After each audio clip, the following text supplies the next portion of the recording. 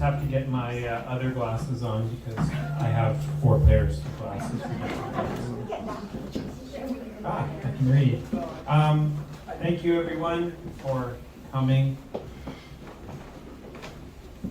This event here is of course to celebrate and pay tribute to my mother, Carol Kettlewell.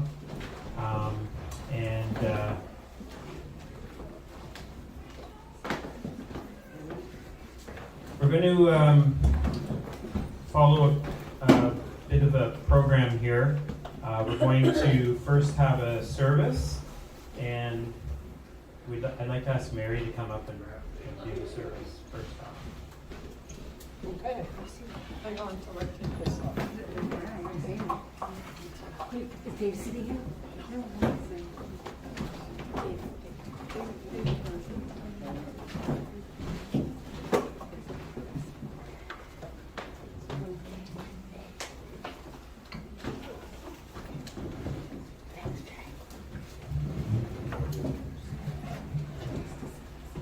How's the mic? Great. Good. Okay. Good. Oh, good afternoon, everyone. Afternoon, everyone. We're gathered here today to reaffirm our faith in life. Our faith in life eternal as we honor and we celebrate the life of Carol and Kettlewell. And so first, let's begin by joining together in prayer. Blessed Spirit, today we place into your hands the soul of our beloved mother, granny, sister, auntie, and friend. And through her passing, let her living legacy to us be an ever-increasing understanding of our eternal life. So today we bless and we release Carol, and we know that she is no longer bound to her earthly body, but she is at peace, and she's filled with laughter and joy. Bless her family and friends who feel the loss of her immediate presence the deepest.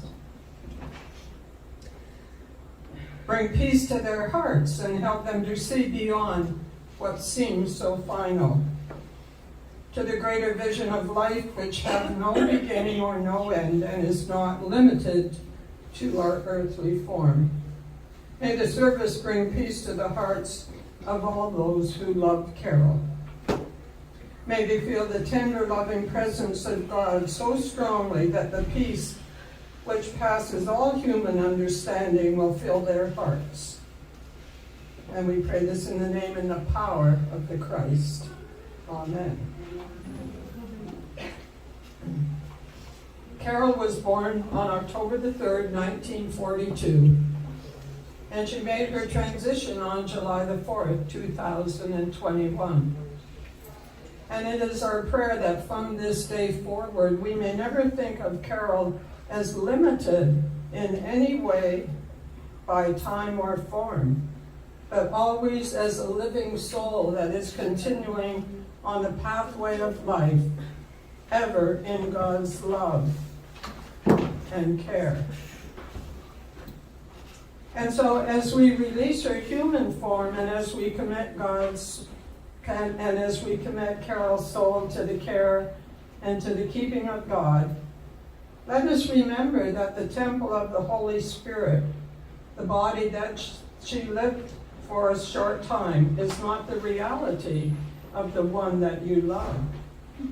Let us remember that only Carol's body has died, but her spirit, that part of her that is eternal, that part of her which will live on in your minds and your hearts, can never die.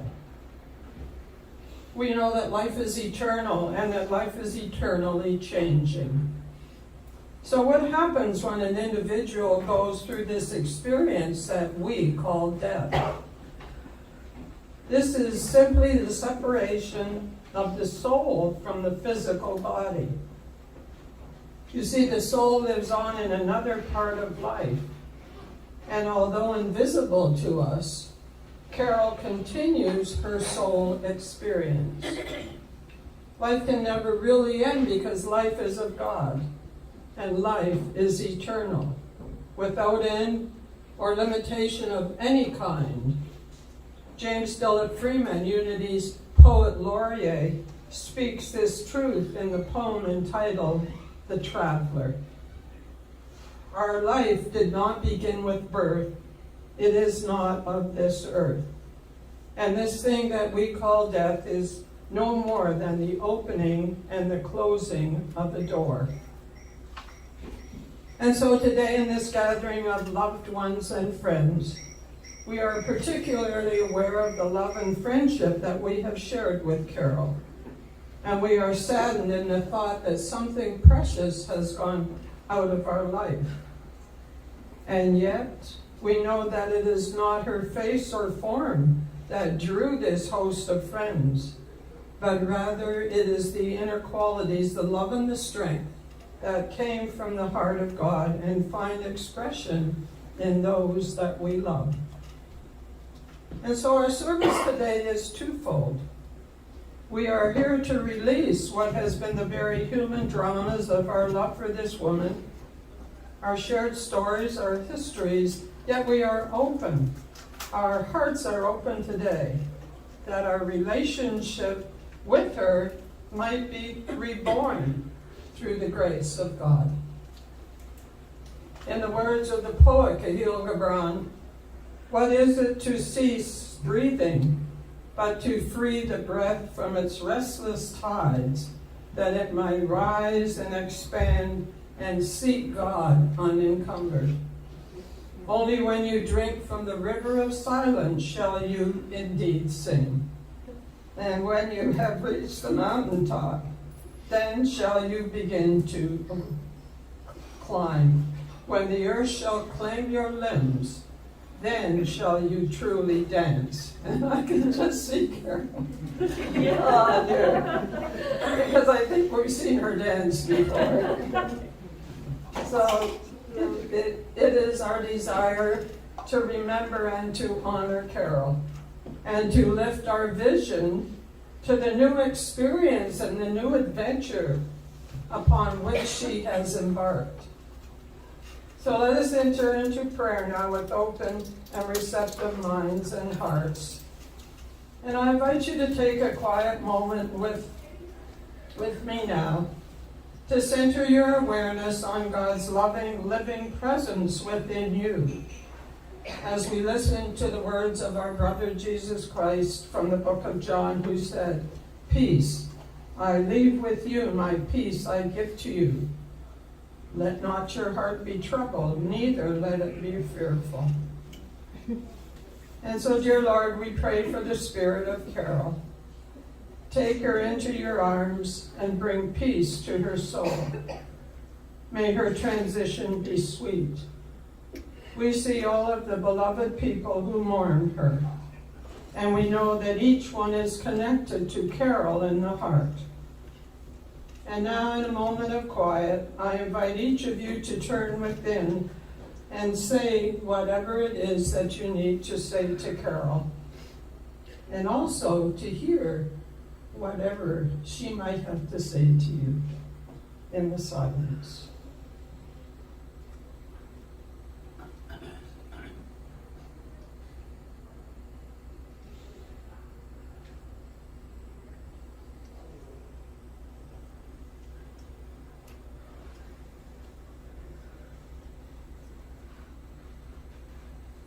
And now we ask you to uphold us through this sorrow and this loss as we grieve, and as we release the one that we shall so sorely miss.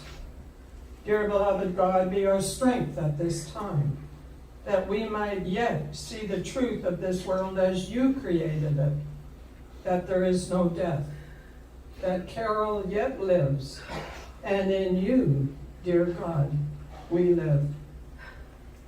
And so I invite you to listen to the beautiful words of the 23rd Psalm.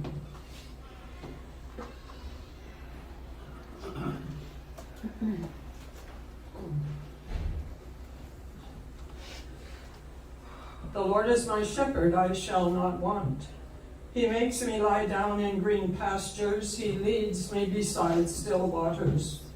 He restores my soul. He leads me in right paths for his name's sake. Even though I walk through the darkest valley, I fear no evil, for you are with me. Your rod and your staff, they comfort me. You prepare a table before me in the presence of mine enemies. You anoint my head with oil. My cup overflows. Surely goodness and mercy shall follow me all the days of my life, and I shall dwell in the house of the Lord forever.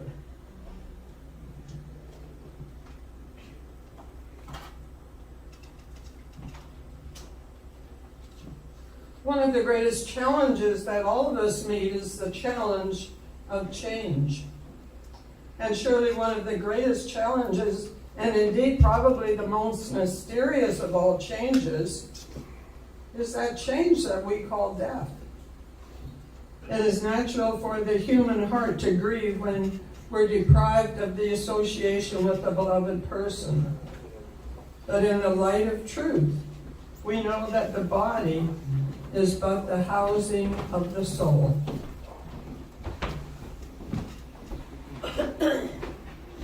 And we know that life is progressive, that life is always moving forward, that birth and death mark at the opening and the closing of the gates of our earthly existence.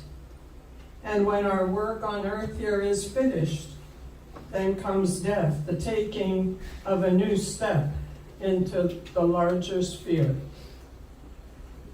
And now I would like to share with you a reading that's called There Is No Death.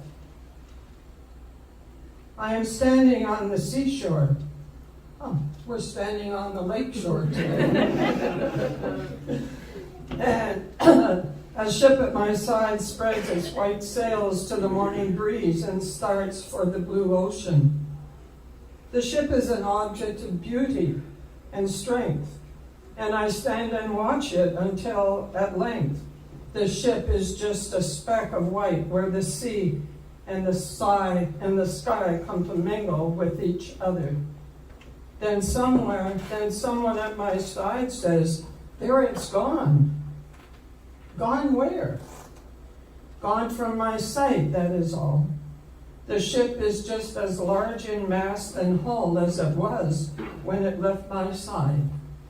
And the ship is just as able to carry the load of living weight to its destined harbor. The ship is diminished in size. This is in me, but not in it. And just at the moment when someone at my side says, "There it's gone," there are other eyes watching it coming, and other voices ready to take up the glad shout, and here it comes. And that is death. So we do not say goodbye to Carol, but rather Godspeed on your way. As the grace of the Christ abides in us all, we remember that we are always one in spirit. And so we bless you, Carol, as you go on to new experiences in God's expression of eternal life. We behold you now as God sees you, a radiant child of the Most High, and we prepare to release you to your good. And now as we come to the close of this sacred time, let us go from this place with the blessing of having known our dear friend. We release her to God, that her journey ahead is glorious and sweet. And we know that for sure. Let me leave you with the reading entitled The Legacy. When I die, give what is left of me to children. If you need to cry, cry for the others that are walking beside you. Put your arms around someone and give them what you need to give to me. I want to leave you with something better than words or sounds. Look for me in the people I have known and loved. And if you cannot live without me, Then let me live on in your eyes, your mind, and your acts of kindness. The body dies, but love does not. So when all that is left of me is love, give me away. And so love, friends, never dies. And Carol will always be loved. And still, part of her immortality is that she will continue to live on in your hearts and your minds as love. So let us end this part of the service by turning within. Infinite Blessed Spirit, we give thanks that you strengthen us and lead us on our way as we make our own adjustments in the days to come. We give thanks for your guidance, for your understanding, for your light, and for your peace. And we pray this in the name and after the nature of the living, loving Christ presence. Amen. It has been written, we are born crying and the world rejoicing. Our goal in this lifetime is to leave rejoicing and the world crying. So thank you for joining the family today as we share our tears and our laughter, and as we bless and we honor Carol Kettlewell, our mother, our granny, our sister, our auntie, and our friend. And thank you. Thank you. Thank you. That was beautiful. Thank you.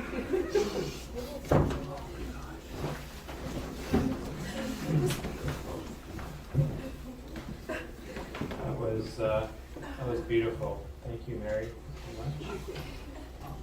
much. Thank you. Hey, boss brother, go. So we have the musical interlude here. My Uncle Dave is going to do some singing, and he's going to be accompanied by Stucky on the piano.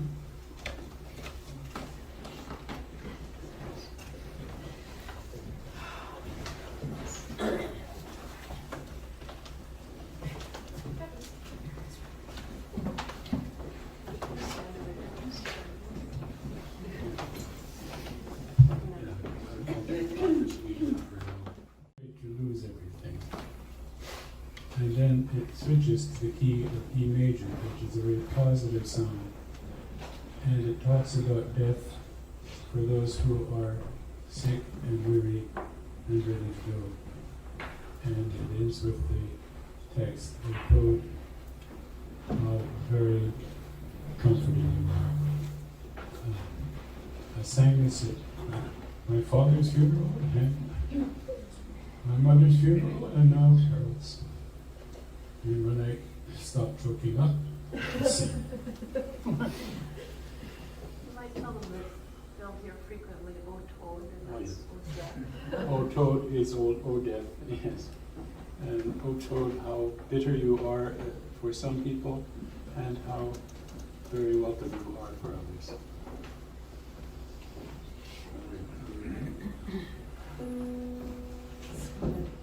O Toad,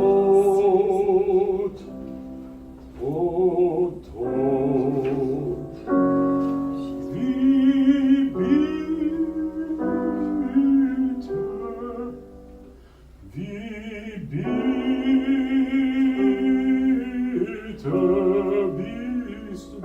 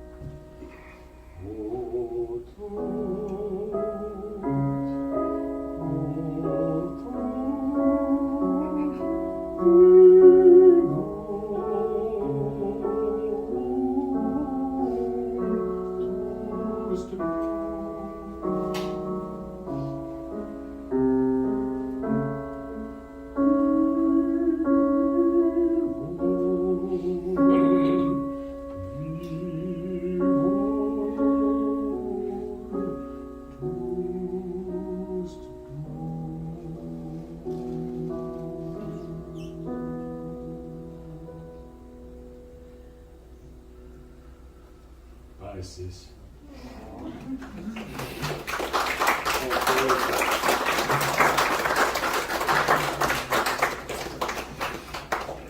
Thanks, Dave.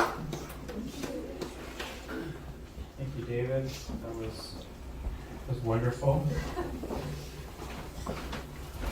So, our tribute to my mom today is going to follow kind of some speeches first, where we're going to have speeches from some folks who would like to say something.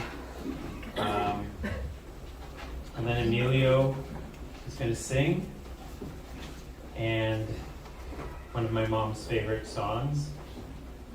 And then we're going to have an open mic, and the opportunity is going to be there for anybody who would like to come up and say something about my mom. If you wish to do that, you can during the open mic. And then we have some more music. We have a video, and then we'll can retire back out onto the patio and say our goodbyes. So, to start off the speeches, my Aunt Marilyn is going to join us and say something.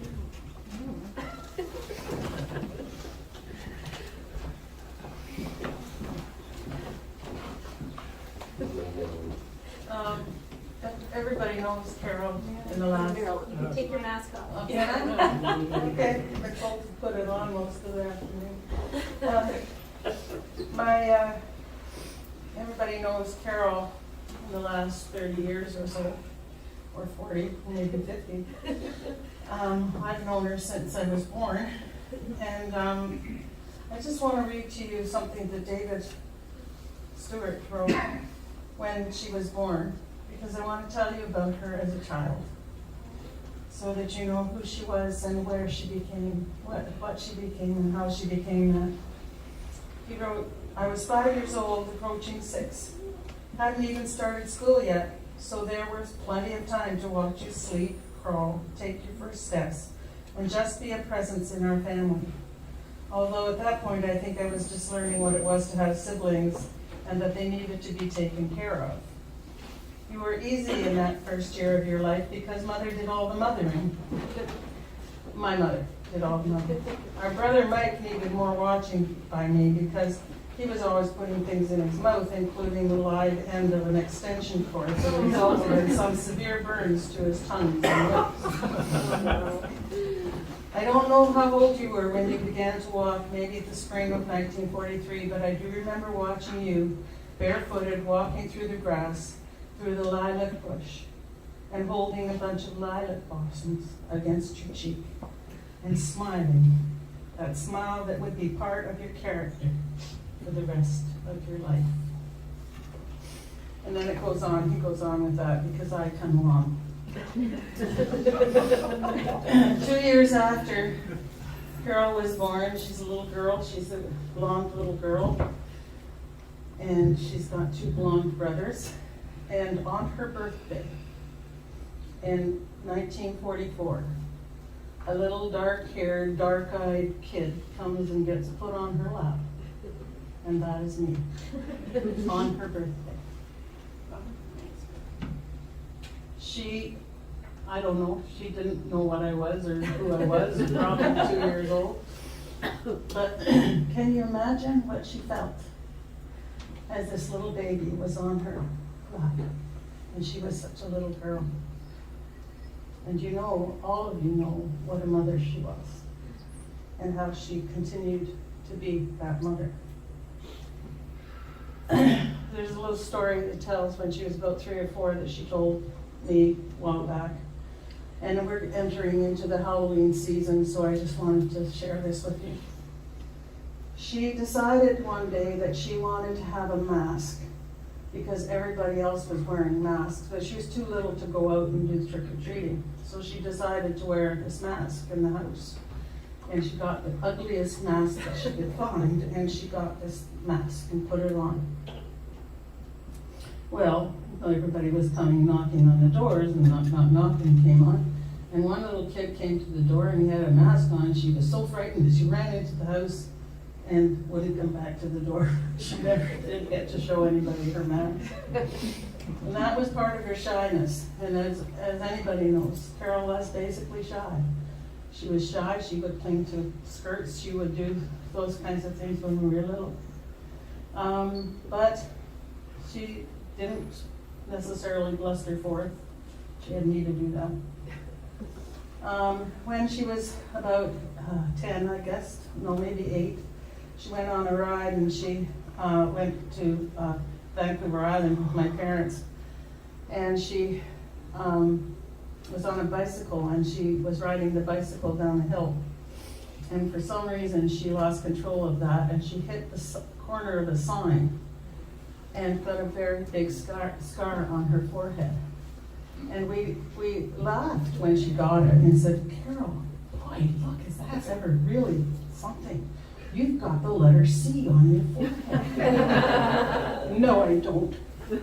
Yes, you do. If you look in the mirror, you'll see it. Wait a minute. If you look in the mirror, it's a backwards C. So she was always saying, no, it wasn't a C, it was a backwards C. She wrote something when I had my 70th birthday about how when we traveled, she was never able to really travel because she was always car sick. And she would sleep most of the time. I don't think she saw most of the North American continent because she was sleeping most of the time. She would take gravel and fall asleep on our drives. When we moved to Toronto, we still had this property out in British Columbia. My parents wanted to go back and forth to, so we would visit it and have the car travel back and forth, back and forth, back and forth. And this was very hard on her, so she would take the gravel. But as my father was about to, we were having a funeral for my father out in British Columbia, and we came out to British Columbia, and it was the stupidest thing we ever did because Carol and Brian and Eric and I, who were guardians to our children, got on the same plane to go out west. I mean, how silly was that? But Carol started taking her pills before she got on there. And then she took a few more. And then she took a few more. By the time we got to Vancouver, she was really wandering funny. Going around and around. But that was because she was so worried or got so car sick. Unless she was driving. Have you never driven with her? She never got car sick when she was driving. And one night when we were visiting our friend Rivers, Eric and I sat in the back seat and she sat in the front seat, and she was driving because Brian had had a few drinks, and so she was driving, she didn't drink. And she was driving home, and he was telling her all about the theory of relativity on the way home, so he could keep her awake so she wouldn't do anything crazy. When we moved to Toronto in 1956, my parents needed somebody to take care of us as we were driving, as we were moving from place to place. Carol was I was going on 11 or 12. I guess I was going on 12 and she was going on 14. So my aunt in the prairies had a place in Riding Mountain National Park, and a lovely, lovely cottage, and her daughter also had a cottage, and they had 2 little kids. And Carol spent the whole entire time that summer taking care of those 2 kids. And from then on, she was always the babysitter. She was always a babysitter. She had family across the street, she had family around the corner. She was always working with children, and she always did really well with them. And then I think to myself, actually at her wedding, all those children that she babysat came to that wedding, and it was pretty exciting to see that. But she never ever lost touch with children.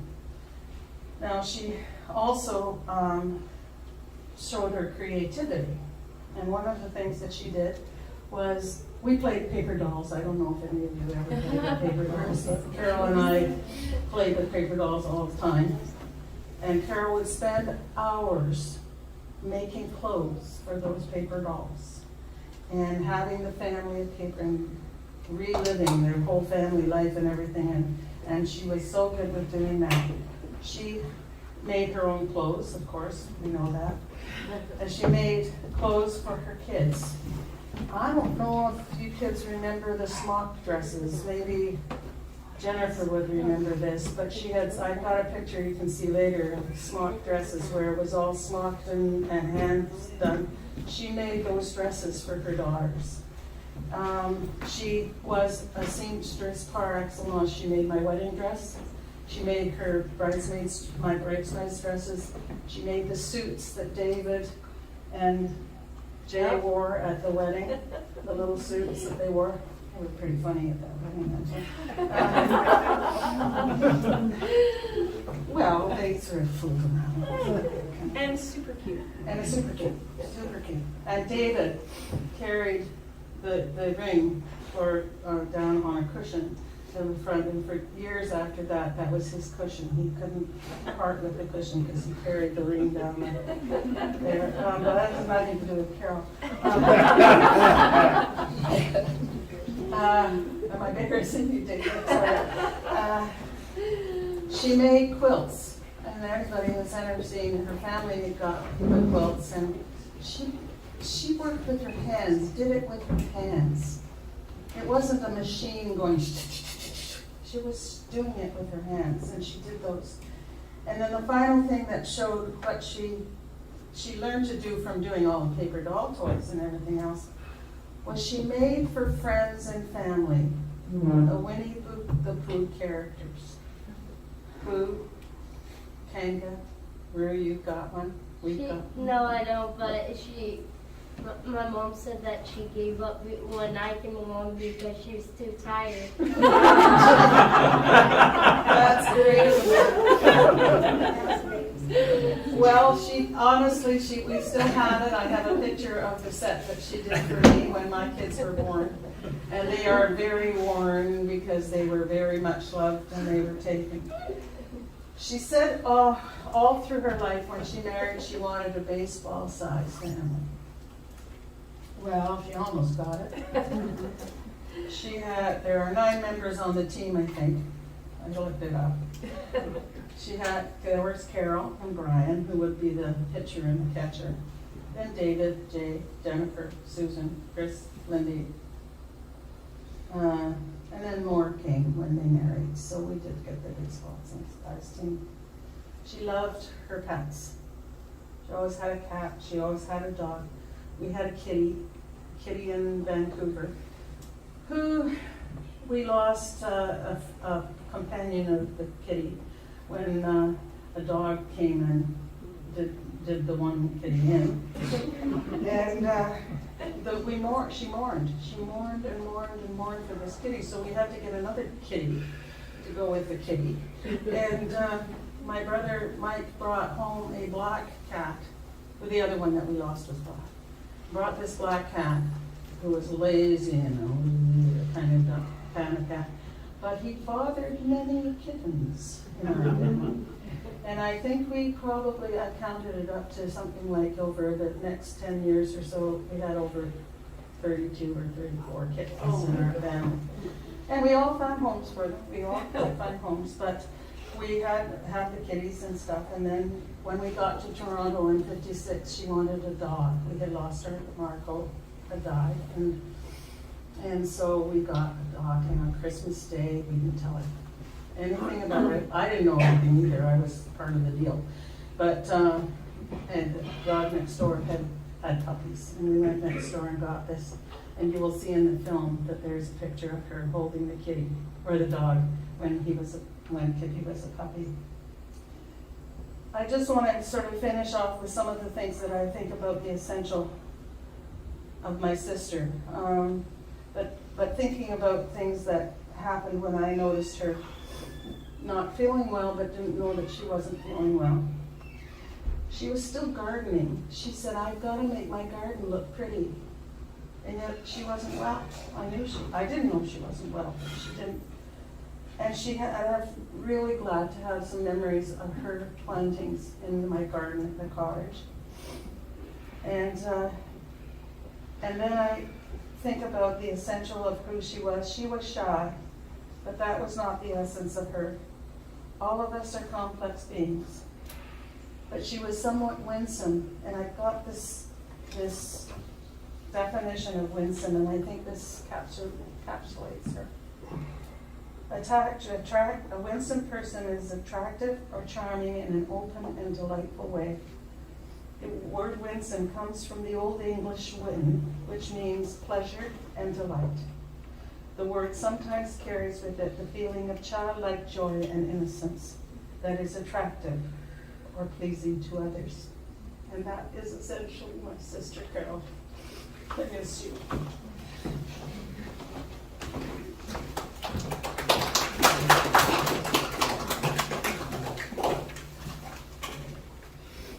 Thank you, Marilyn.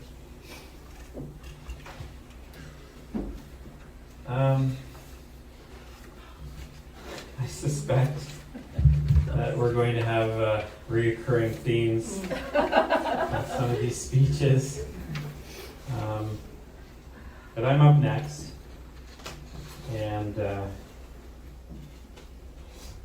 going to read you, switch glasses. None of them work. But I'm going to read you some thoughts that I had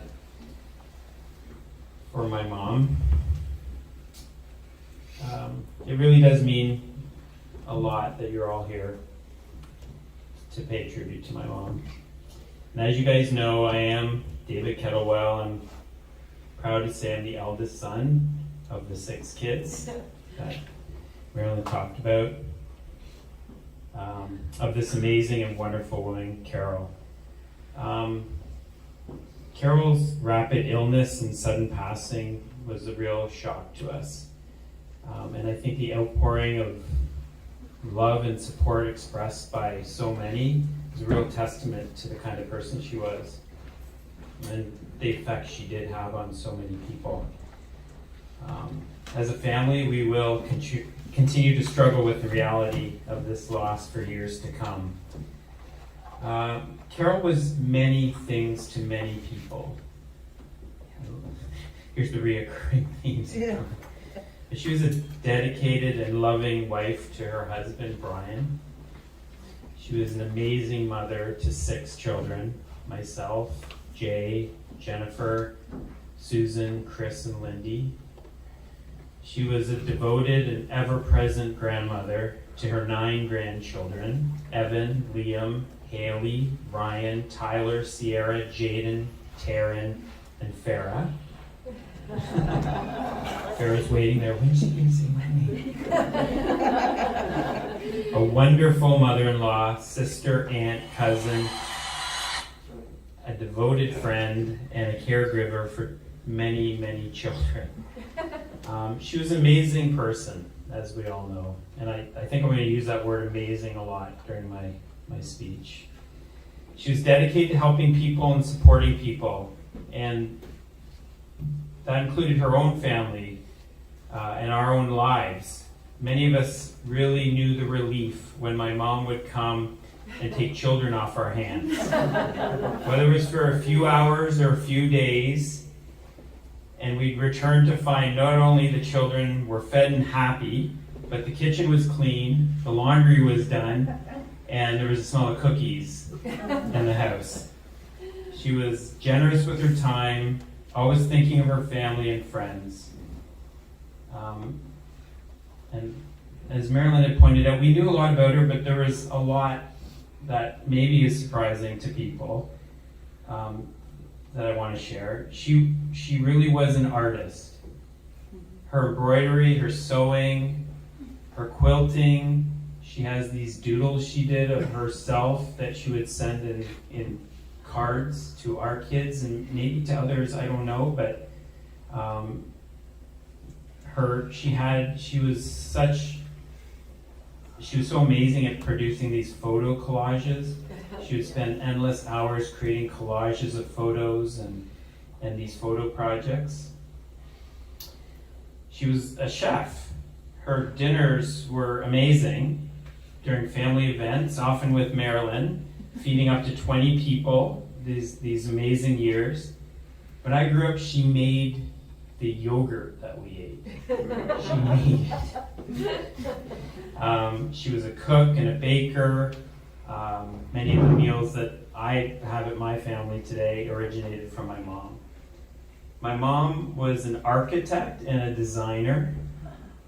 Over the last few days, I've gone through many pages of her designs and interior layouts of our house in Queensville. Many of them. Detailed plans, walkways, trees, outdoor landscaping, gardens. She designed our cottage. Every one of these plans was fully laid out with measurements and ready to go to a builder or my dad, depending on the project. My mom was charitable.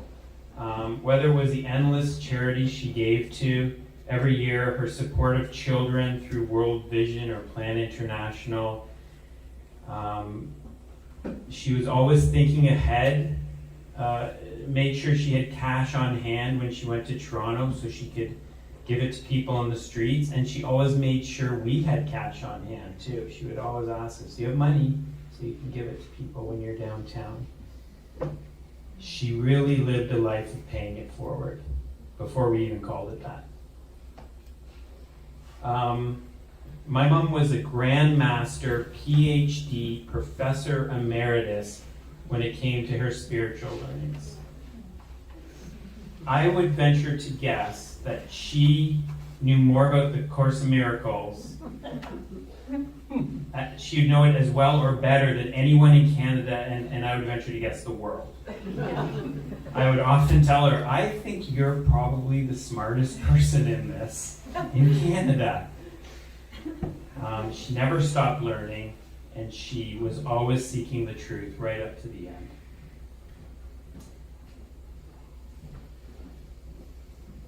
As Marilyn pointed out, she was born in Sherbrooke, Quebec, third child to Charles and Charlotte Stewart, a sister to David, Mike, and Marilyn, a daughter of a United Church minister. They moved around quite a bit. Well, they moved around to Vancouver, I guess, and then to Toronto in her high school years. And then after high school, she met my dad. He was working for the summer as a ranger in Algonquin Park, and she was in a group of nursing students that went camping at the park. And I can just imagine the excitement that their presence of these nursing students generated for the young men working there. And when it all settled and the dust settled, my dad was the winner, and he had secured my mom's heart. My mom, as Marilyn pointed out, she loved children. Of course she loved children. She babysat them as a kid. She worked with children in a summer camp. She taught Sunday school. She eventually ditched the nursing to become a teacher. And when she started her family, I can often imagine the conversations she must have had with my dad, because you see, my dad was an only child. And I can imagine how they talked about the size of family she wanted. I hadn't thought of the baseball analogy, but it's true. They had 4 children quickly within 5.5 years. And then they took a break from having kids. But somehow 4 was not enough for her. And they decided to have 2 more. And as the oldest, I was 13 when Chris was born, and I was 15 when Lindy was born. And in a way, from my perspective anyway, it seemed like they had 2 families. But what a great decision that was. Yes. For my mom, our home was her domain. She was the leader of the pack. She had a swimming pool put in for both at our houses in Holland Landing and Queensville, which ensured lots of activity and kids and social gatherings, all happening around her. Some of the notes she kept to my dad really highlighted how lost he would have been, or he was, without her at home. Detailed instructions on how to reheat the already prepared dinner. That he should wear an apron so he didn't get food on his clothing.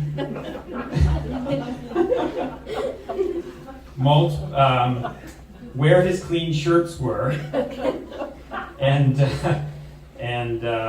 multiple reminders to keep the pool gate locked, although I think those were directed at the kids more than my dad. We rarely ate out. She preferred to cook all of our meals. The joke of the older kids, when I say the 2 families, there's the older kids and the younger kids. The joke of the older kids was the only time we got to eat at McDonald's was when my mom had another baby. And my dad had to feed us dinner. When my dad passed away in 2010, my mom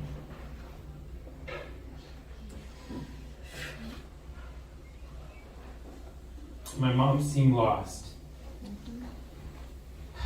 But she pulled herself out of her grief. She moved to Oakville. She created a life for herself that was, in a way, dedicated to both of them. It was immensely hard, but she had the strength of character to do it.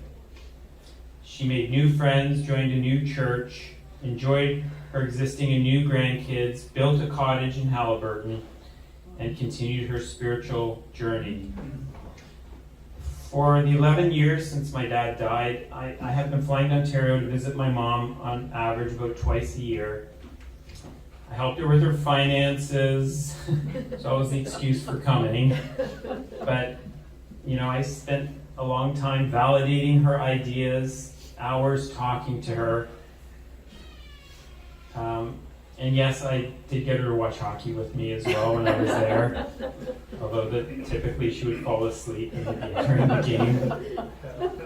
She tried. These trips really defined my relationship with my mom this last decade. I really will miss my mom.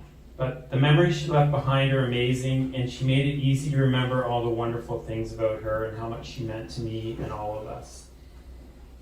A few days after she passed, in the midst of the shock and the grief, my little sister Lindy wrote probably the most wonderful obituary I ever read for my mom. And I just want to quote some of it now. Carol loved Ontario summers, long August shadows, precious moments spent with her family and friends, visiting her kids and grandkids in Victoria and San Diego, quilting, Kinesis Lake, jelly bellies, honey cooler donuts, puzzling, laying sod. Laying sod was one of her joys in life. Listening to her children play music, watching her grandchildren do the things they love, and debating the meaning of life.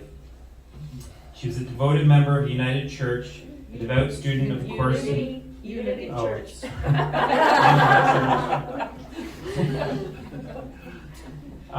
She spent endless hours reading, learning, and sharing the Course in Miracle teachings with her loved ones until the very end. She continued to enlighten us with the most powerful and valuable life lessons that will carry on forever.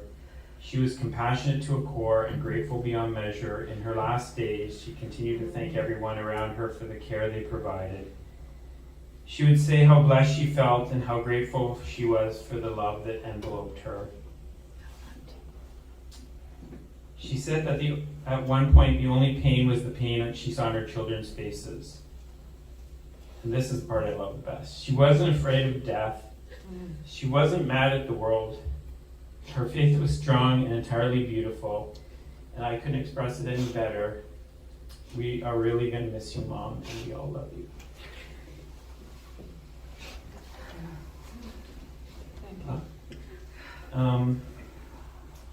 So, Mindy is up next. Good luck. No, you guys are up after. After I have a whole plan. It's already there. Look, looking there, it's all planned. That one a little shorter, honey. Did you hear me okay? Hi everyone. I wrote this yesterday and cried all day. For about 2 weeks I was like, I gotta write that speech. What am I going to say? What am I going to say? And then I sat down yesterday. With kids running in and out, and I don't know. This is what I came to. I'm sorry. Please forgive me. Thank you. I love you. I'm sorry. Please forgive me. Thank you. I love you. This prayer, Ho'oponopono, was introduced to me by my mama a few years back. 4 effortless lines, each one as simple yet as powerful as the next. I'm sorry. Please forgive me. Thank you. I love you. I've been saying these words out loud and in my mind, feeling them deeply within my heart, repeating them often as I navigate this new world, learning how to live without her. Grief and gratitude walk hand in hand now forever, and when I feel deep in my sorrow, when I feel lost, lonely, and heartbroken by this immense, unfathomable loss, I come back to these words, this prayer, this mantra. I'm sorry, please forgive me, thank you, I love you.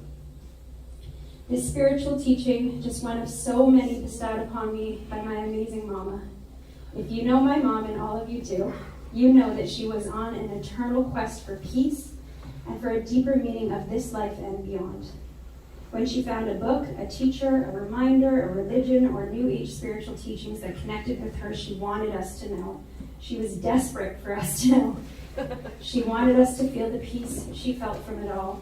She needed us to understand that if we needed it, we could be saved just as she felt she was. Carol Kettlewell, my perfect mother, the perfect granny to my kids, perfectly imperfect, as she would say. Her words and sentiments will never leave my heart. Her spiritual lessons will forever be etched into my soul. Here are just a few. In heaven there is no guilt, and there is no place for guilt on this earth. We are not our physical bodies. We are not our worries, our fears, our sickness, our pain. Those are illusions. That is not the truth of us. The truth of us is love. The truth of us is light. We are spirit, connected together forever. We are holy children of God, every last one of us. There is nothing to fear. We are the light of the world. That is our only function. That is why we are here. The light of God surrounds us. The love of God enfolds us. The power of God protects us. The presence of God watches over us. Wherever we are, God is, and all is well. Love extends love.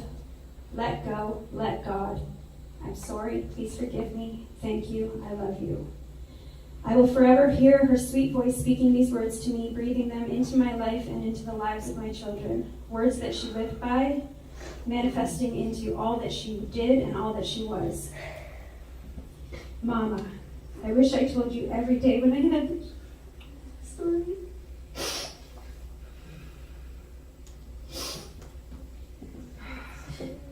When I had the chance, just how proud I am of you for finding hope when you had none, for seeking out the lessons that brought light to your darkness, for surviving life after Dad passed away, for learning how to smile, laugh, and celebrate without him by your side. I'm sorry, please forgive me.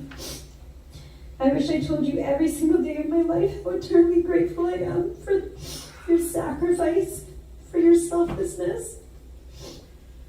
and for effortlessly making me and my family feel unconditionally loved every second of our lives. Thank you. I love you. I wish I told you that I was listening, that I heard every lesson, every word. I heard you. I still hear you. I'm sorry. Please forgive me. I want you to know that in my darkest hours, I feel you with me. I hear your voice. I am saved. I am saved by the very sentiments that saved you. Thank you. I love you. Mom, you make me want to be a better person. My cousin Colin, where is he?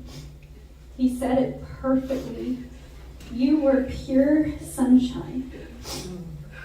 Compassionate beyond measure, patient in every sense of the word, grateful to the core and overflowing with love.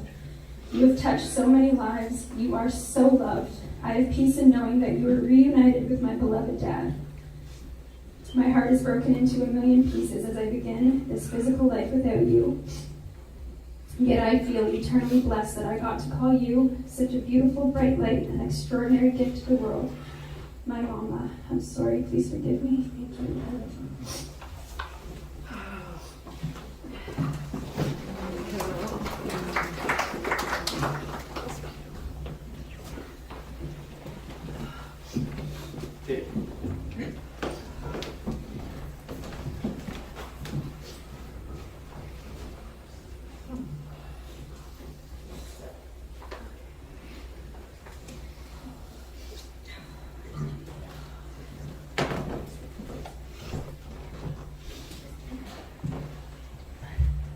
Let's speak for Jen. Oh, yeah.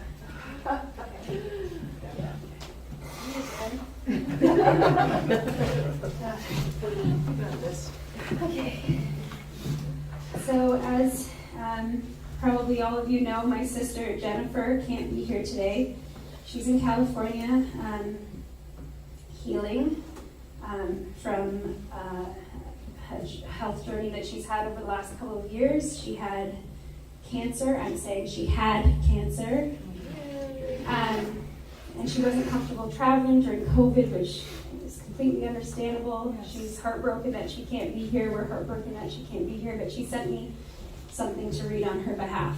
So I'm Jennifer right now. Hi everyone. I didn't, okay, sorry.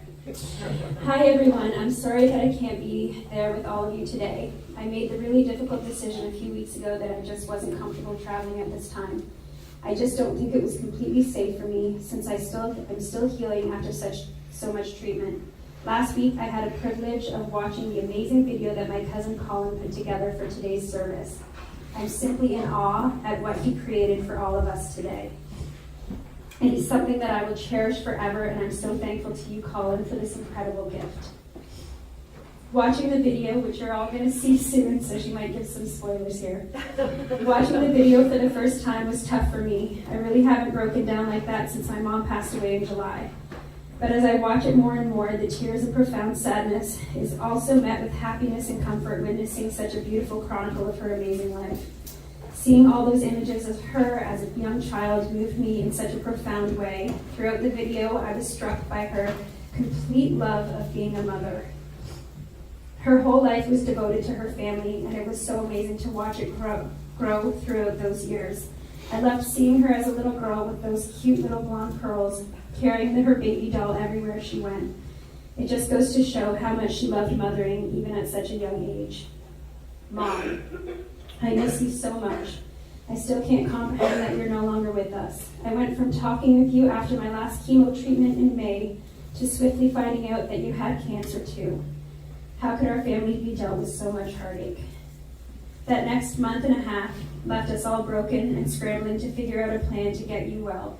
I felt helpless not being able to be with you, and it dawned on me how much you must have felt the same, not being able to be with me throughout my cancer treatment. I know that must have crushed you the same way it crushed me that I couldn't be by your side.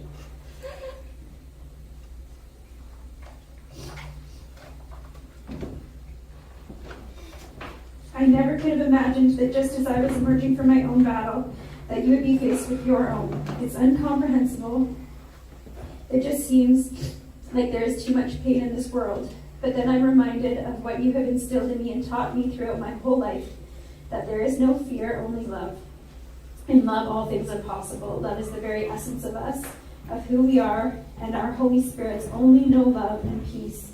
I know our spirits are united and forever connected. This page is getting blurry, I don't know. I need glasses. You are a part of me and with me forever. I hope and pray every day that you are at peace now and overjoyed to be reunited with Dad. I miss so much about you. I miss your gentle voice when you used to call me and say, "Oh, hi, honey, it's your mom." I can hear that too. I miss your calm demeanor and your thoughtful advice.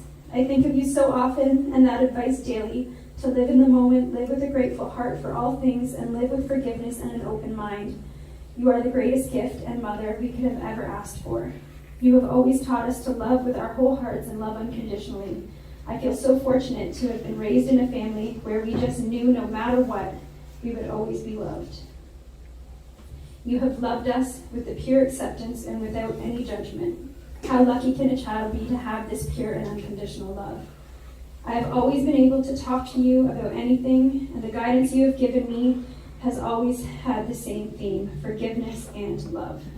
You gave yourself so unselfishly and so completely to your children and to your grandchildren and to your family.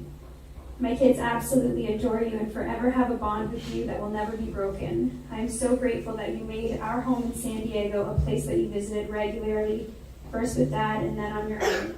I remember how deathly afraid you were to fly, and yet you faced that fear to come and visit us for so many years.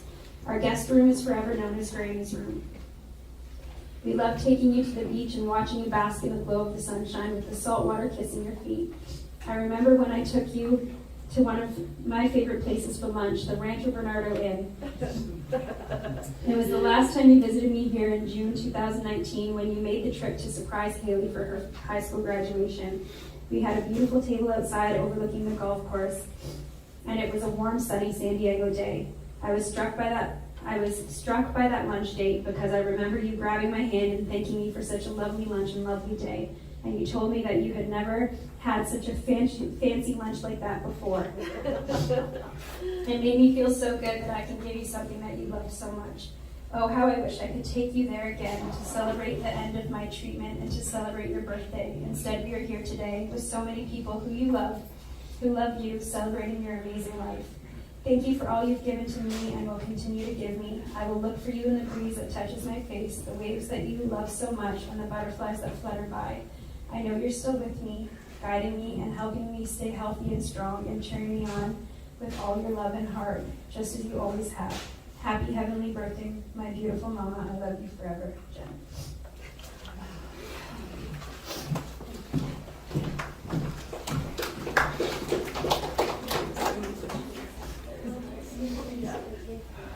So next is Farah and Taryn doing a reading. You forgot about me. No, it's okay. So you guys want to try holding the microphone? Oh, maybe. Maybe. You guys come in. Oh, gosh. It's all good. Sarah, take your mask. Yeah, take your mask off. Okay, guys, here you can use this microphone. Okay. How's that? So take your mask right off.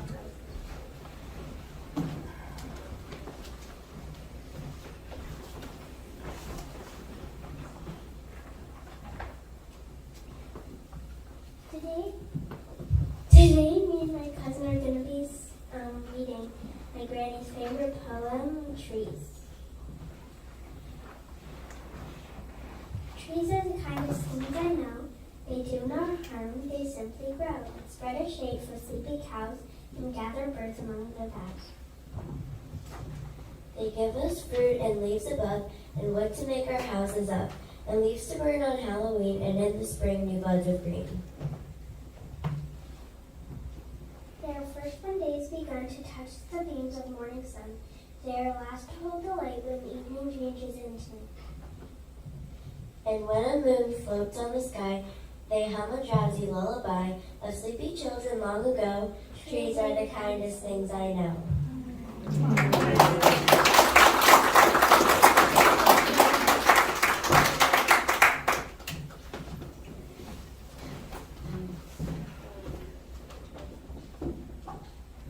Thank you.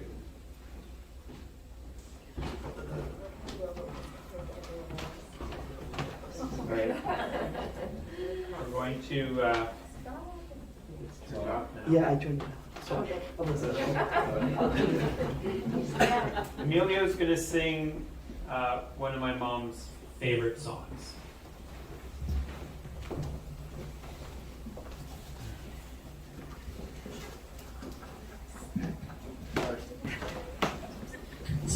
I'm ready for Halloween.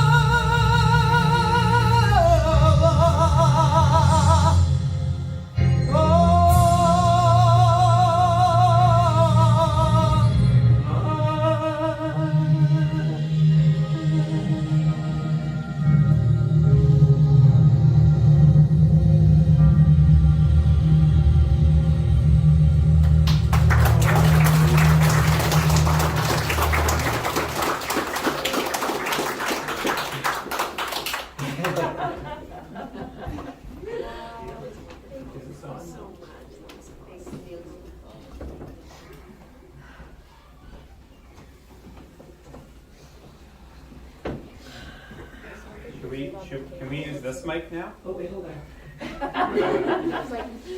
Okay, thanks. There we go. Thank you, Emilio, for that. Emilio, I heard about Emilio from the Unity Church. And I was even lucky enough to see him sing at the Unity Church. So, Emilio, thank you very much for that. So, we're at the part of the tribute where people can come up to the mic and say something if they wish. Yep. I know my brother Jaden. Jay would like to start us off. Oh, okay. And then, okay, you guys. Hi guys. So I didn't prepare a speech. Reading is kind of a bit of a challenge for me right now, but what I wanted to do is thank everybody for coming out today. I'm so happy to see you all through this crazy COVID time. And unfortunately, it's under these circumstances that this is actually happening, but I really want to encourage you all to come up and share stories with all of us, because we all need it right now. I know I do. Yes. Jaden, bring it on. Come on, bud. You got one for me? Dave, you want to do Your that? mask off, honey. Hi, I'm Jaden, and I was Granny's, like, Grandson. yes, Are you trying to count Yeah. which one? Which one? Who knows? Seventh. like I was, Seventh grade. okay, yes, and I miss her a lot, and all I keep remembering. Remembering? It's okay, man. Keep going. Remembering is on my birthday how she came over and all my friends were there, and at like 9 o'clock when me and my friends were skating on my ice rink in my backyard, my granny would just come walking into my backyard and I would yell Granny and everyone would be just looking at me. But I really miss her a lot, and Me that's too, man. like all I've been remembering since she passed. Yeah. Thanks, Jaden. Anybody else? Anybody? Like to say a few words?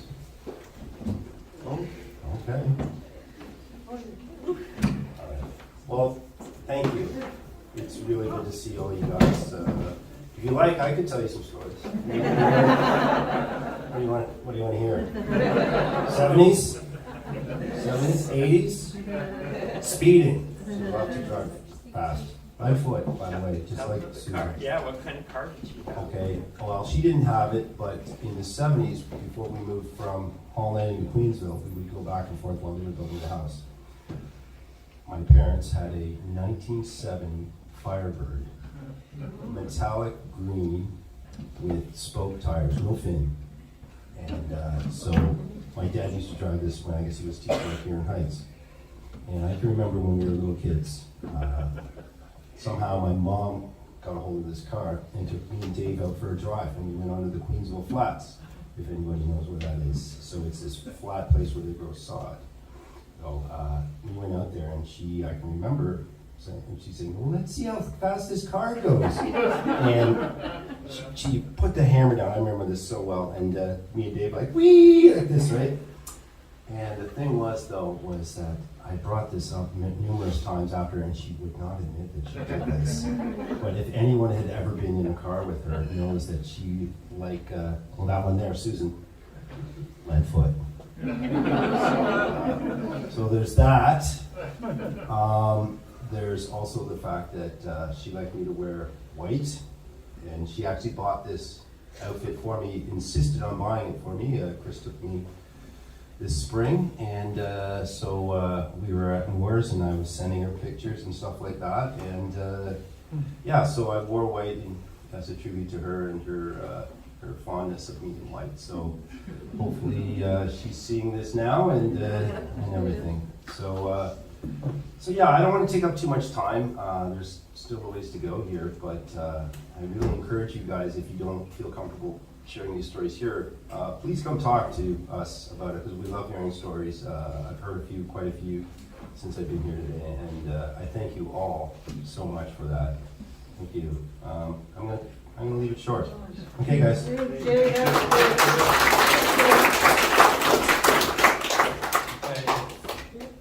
Opportunity still there, but if you do have stories, find us afterwards and tell them to us out in the courtyard.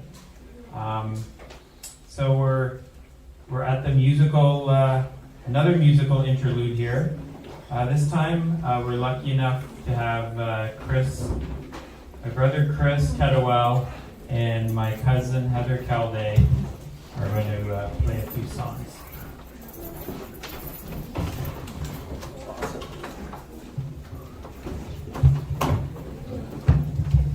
Yeah, so when Mom was on her deathbed at the hospital, she was a huge music fan, so she was just requesting all these songs. She was requesting all these songs, and we were listening to them. We made a playlist, if anybody wants the playlist of all these songs, which are like Mom's favorite songs. The video that Colin's gonna show later is gonna have a bunch of the songs that she requested during that last week, and then Heather and I are gonna perform a few. The first one, I'm gonna play it on piano, is an Enya song called Watermarks.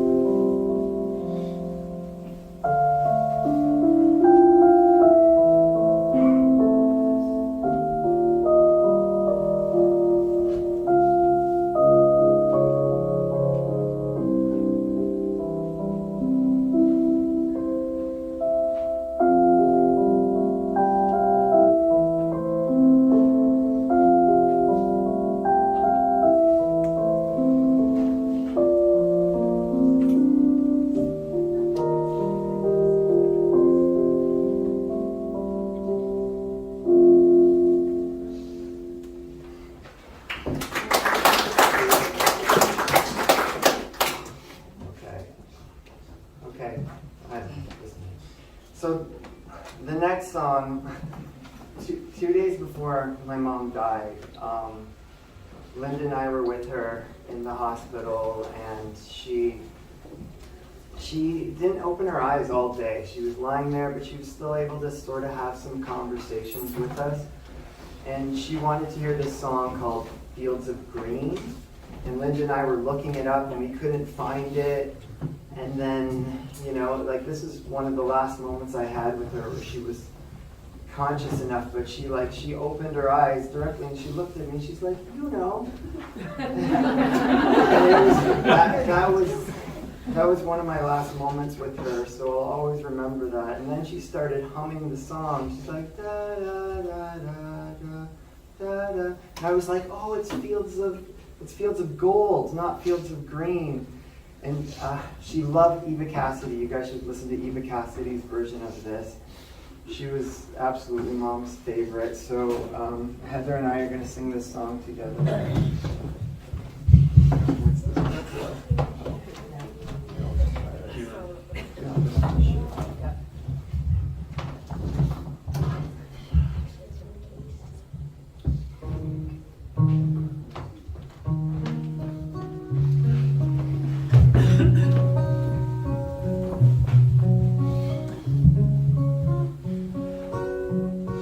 You'll remember me when the west wind moves among the fields barley. You can tell the sun in his jealous sky as we walk through fields of gold. So she took her love for to gaze a while among the fields of barley. In his arms she fell as her hair came down among the fields of gold. I never made promises lightly, and there have been some that I've broken. I swear in the days still left, we will walk in fields of gold. Walk in fields of gold.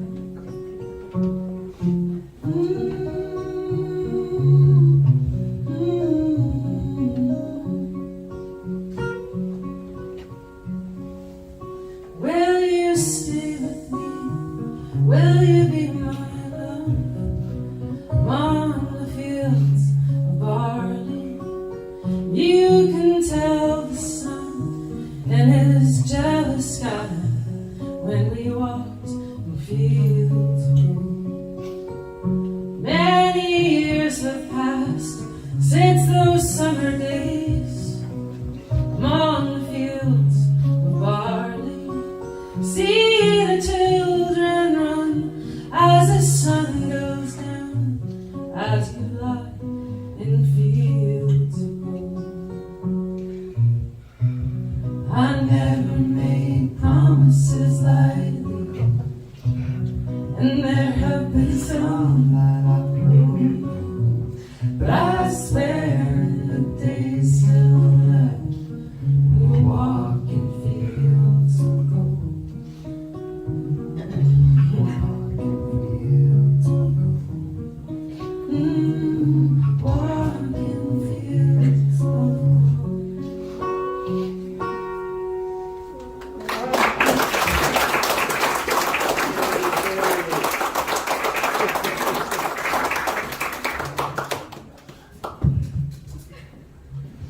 That was tougher than the skits we used to do. A little better to do with a guitar. Oh no, I see. It's good. We're just gonna, I'll just sing into the air because I'm not even singing. but not too far into the air. I'm So- gonna turn this one off. So the last song is a song that Mom requested. She wanted one of Heather's songs. She's like, "What's that song that Heather wrote about camping?" And we were trying to figure it out, and I ended up messaging Colin. He took us right to the song, and we listened to it, I don't know, 10 times or something. She loved listening to it. She was lying there with her eyes closed in her bed. But it's a happy song, so I think it's nice that we're ending on a happy song. And this is Heather's song. What's it called? Rushing Love Song. Number 2. Number 2. We should start a band, man. Oh, Wait. open. Go. Oh. There you go. It's on a free code. It's not. All right. Okay, sounds good. Yeah. Okay. Yeah, you look good. 1, 2, 3, 1, 2, 3.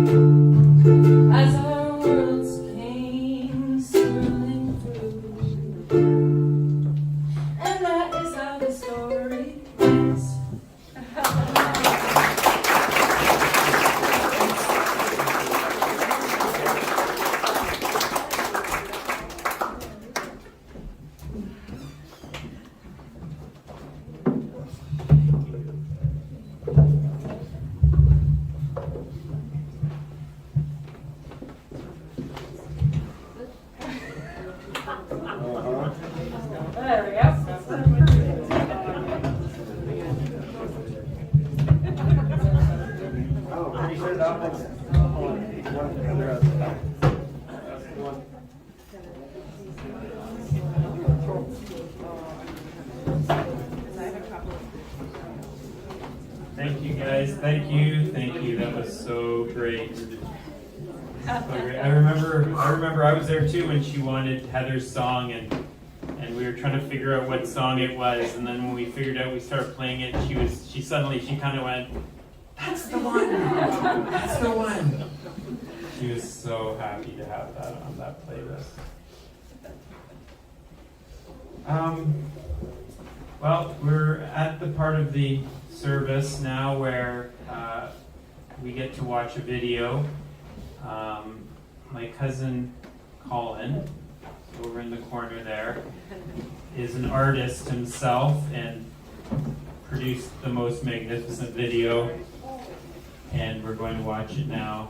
It's going to be in the back behind you, so I would encourage everyone to just stand up and turn their chairs around and get comfortable.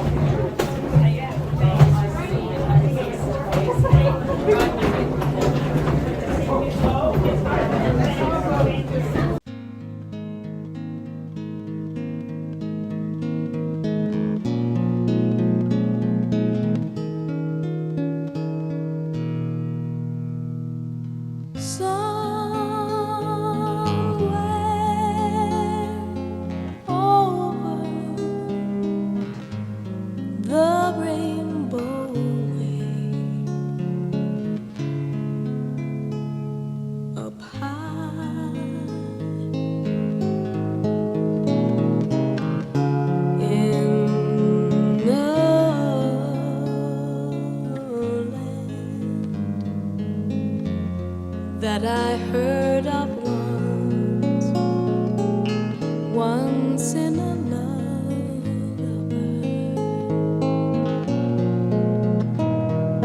Somewhere over the rainbow skies are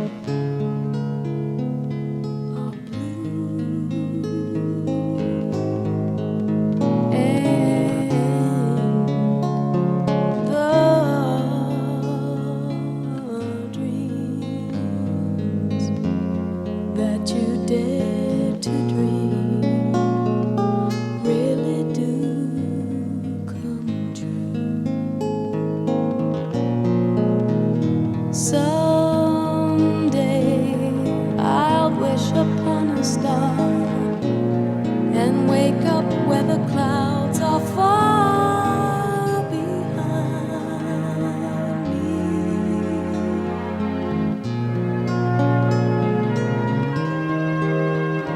where troubles melt like lemon drops away above the chimney tops. That's where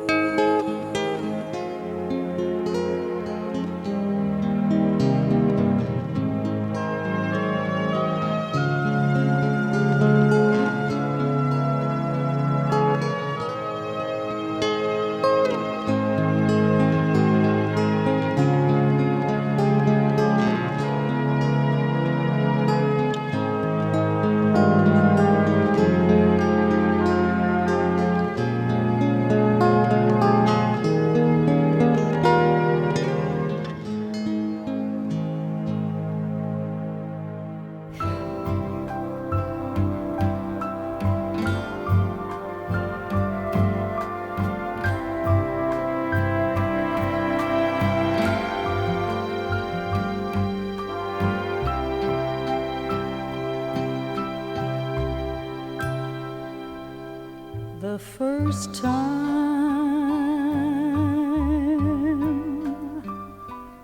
ever I saw your face,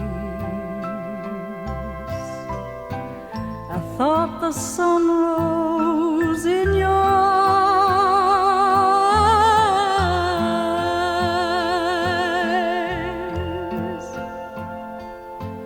and the moon and the stars were the gifts you gave the dark and the endless skies, my love, to the dark and the endless skies.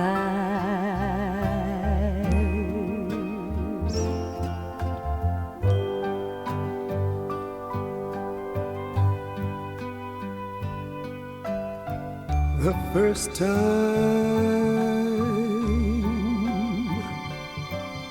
ever I kissed your mouth,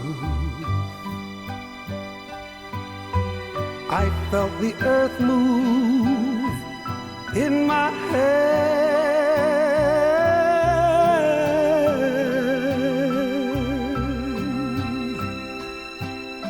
like the trembling heart of a captive bird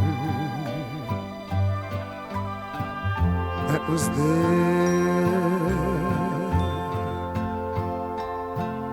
at my command, my love, that was there at my command.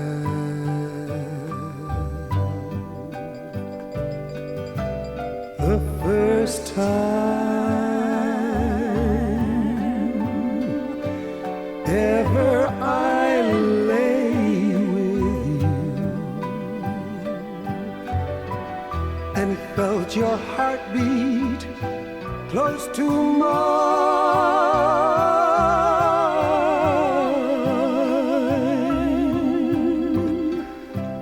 I knew our joys would fill the earth and last till the end of time, my love. It would last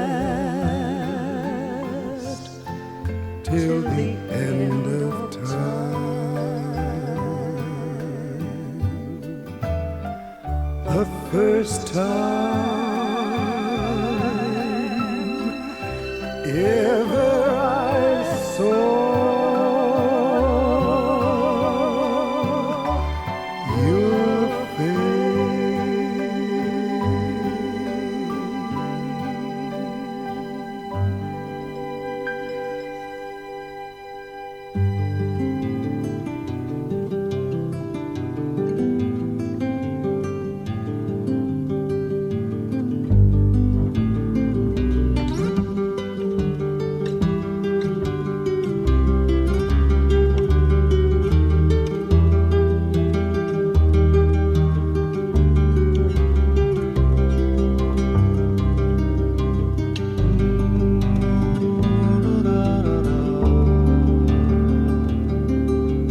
blackbird singing in the dead of night. Take these broken wings and learn to fly all your life. You were only waiting for this moment to arrive.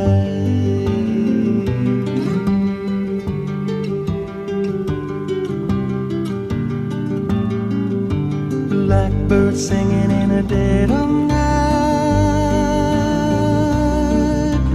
Take these sunken eyes and learn to see all your life. You were only waiting for this moment to be free.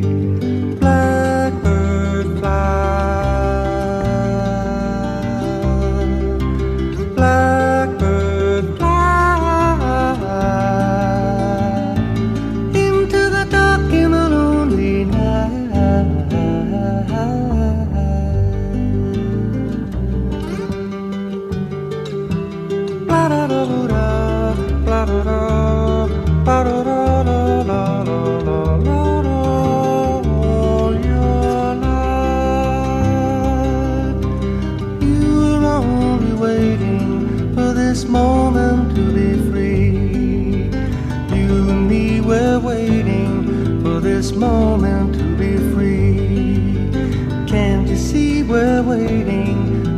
this moment to be free. Yes, indeed, we're waiting for this moment to be free. La la la la la la la la.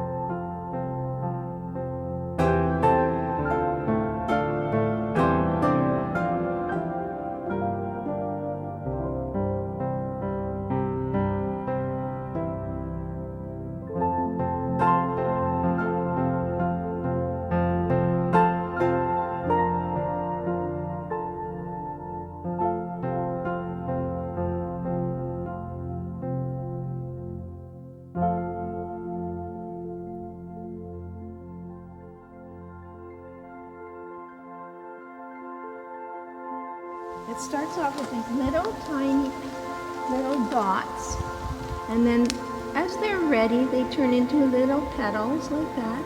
And then in August, they start turning pink. And then as these are getting bigger and bigger, look at more pink over here, because it's August. And then in the fall, that's supposed to be pretty red.